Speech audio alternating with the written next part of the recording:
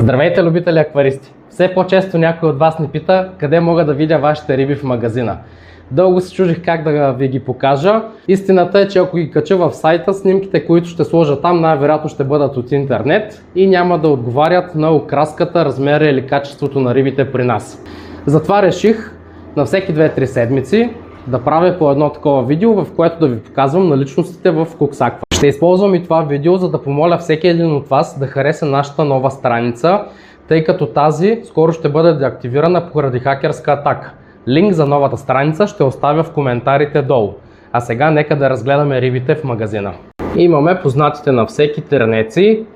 До тях имаме Barbus pentazona, Barbus conchonius и Trichogaster leeri. До тях имаме Barbus tetrazona и Barbus калифорнийски, както и отцветени такива. Тук имаме Scalaria българска зелена, както и черни ножове. Тук са нашите американци гиганти. Имаме големия карибу и темпоралиси. Тук имаме алунокари.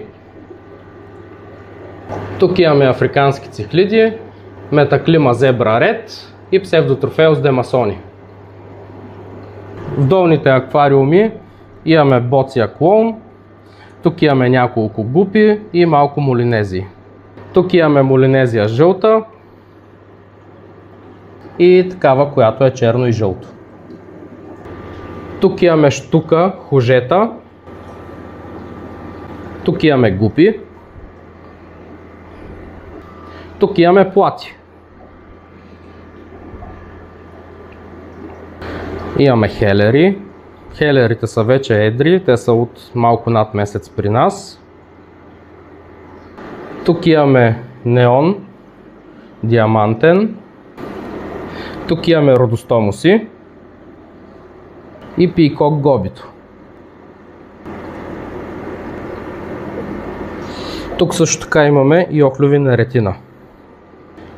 Тук имаме лимонена тетра. Имаме червен неон. Тук са ни звездните анцистроси. Ето тук може да ги видите. Тук имаме клиновидна разбора хетероморфа и вишнев барбус титея. Тук имаме син неон и псевдомогил паскай. Тук имаме ириатерина вернери и микроразбора галакси. А също тук имаме и стъклен сом. Тук имаме микроразбор